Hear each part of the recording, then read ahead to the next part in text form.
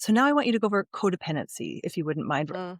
We're going to go back and forth between depth and learning what these things mean. I love how you define it. I've heard it defined a lot. I love the definition that you kind of work with, and your story about couples therapy. It just made me I was just like, I feel seen. Mhm. Throwing the book, throwing your earpod. You have a story where you go to this therapist and you enjoy their work and they say, read this book. And you say, okay, and you read it and you get to a certain part that talks about always being available for your partner, which is, in some circles, very much how people, these are leading therapists. I think I know who the book is by. And I had the same reaction. I was like, this book, we're not doing this book. And this was in the phase when we were doing books. It's like, this book, no, they have good things to say, but Yes. not this part. And so the Yep. reason it was because they were going against this idea, which you bring forward in the book very beautifully, of interdependency. So can you walk us through that shift, if you would? Yeah, I think so much of, I started unpacking a lot of my codependent ways of relating prior to having a child. And I think that, again, kind of using that image of the fire kind of under my ass, what I realized, looking at this little baby in my hands was I just absolutely refuse to pass this on. Like, I just do not want her to relate to other people, myself included, through this lens. And, codependency has kind of been the flag that I've waved for many years. And there's so much misconception out there around what this term means. I often will use this very pithy kind of definition where I just say it's really just as simple as if you're good, I'm good. If you're not good, I'm not good. Right. And so ultimately, my sense of self, my sense of being okay in my skin is based outside of myself. It's based on if somebody else or something else actually is okay. And so what do I need to do to make you okay so that I can be okay? And we learn many, many, many maladaptive strategies to get that to happen, right? We people please, we contort ourselves, we are not honest about our needs. We learn I like to call them kind of backdoor ways of communicating. So like passive aggressiveness, for example, instead of being just clear and kind and concise in our communication, ultimately not because we are malicious, but because we are acting out of fear, to use your word, right? We're terrified of being abandoned. It's kind of the through line that I say almost every human I've ever talked to has, whether they realize it or not. And it's the wound through which we relate to everyone. It's not just romantic. It's our children. It's our families. It's our work. I always say like once a codependent, always a codependent. So And it's insidious. it's insidious. And I made the point in my TED talk about how actually the financial system, maybe Yes. worldwide, but in my experience, actually forces you to become Yes. codependent in financial ways. It's actually celebrated, it's forced, it's really, really damaging. And I think women, maybe in particular, because of these systems, that is the safer way of going in a lot of this structure. So while it's valid, it's not healthy.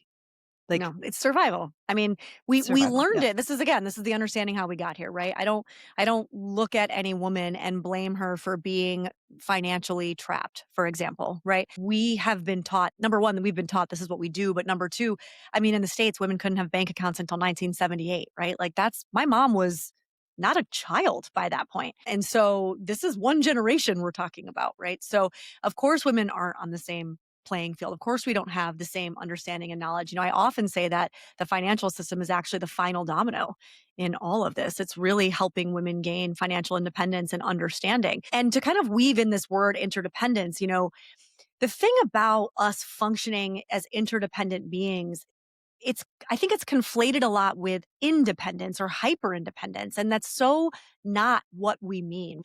In order to relate to each other from a state of interdependence, really what that means is I am a sovereign, autonomous being.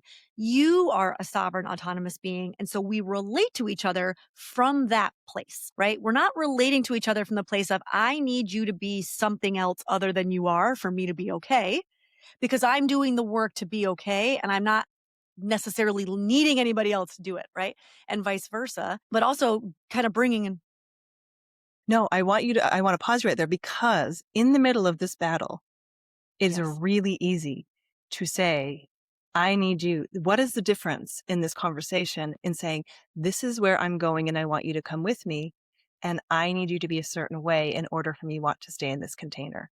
That is a Yeah. very difficult turn in this process of going from codependence, dominant structure to interdependence and a more egalitarian or partnership model. I don't know what Yeah. the other end of that you have Well, a word. partnership model is what Rihanna Yeah. Eisler says, right? It's Yep. dominator and Yep. partnership. So that would be a good kind of antidote. I mean, this kind of ties back into what you were saying about when the stakes are really high. This is not to minimize the very real fear. This is not imagined fear. Again, I mean, these systems are real and women live within systems where financially they are not on the same playing field, right, as men, and they have children to support. To your point, you're in another country. I mean, all of these fears are real, right? It has to the kind of healing of the codependent way we relate to other people has to coincide with our healing to let me see if I can articulate this well. It's the inner work around my relationship to something larger than myself. Yep. And I And don't that necessarily mean religion, right? yep. But this Yes. is the depth component.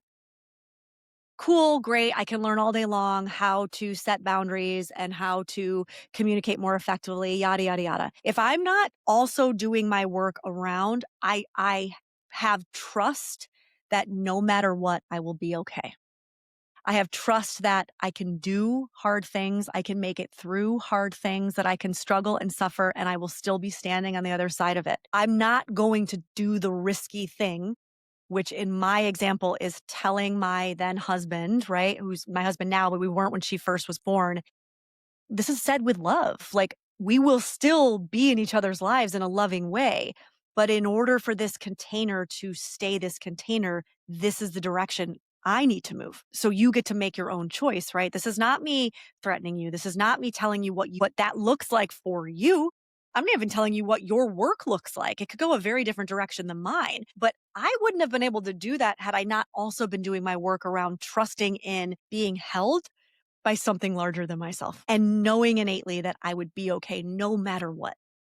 Okay, that's this week's clip for our summer special. If you're new here or you've joined us recently and missed some of these earlier conversations, this series is for you. We're taking a little break from recording new episodes, but there are certain moments from past episodes we really wanted to share while we're away. If today's episode resonated, you can find the link to the full original episode and all related resources in the show notes below. Thanks so much for being here and letting House of Peregrine be part of your summer, no matter where in the world you're listening from.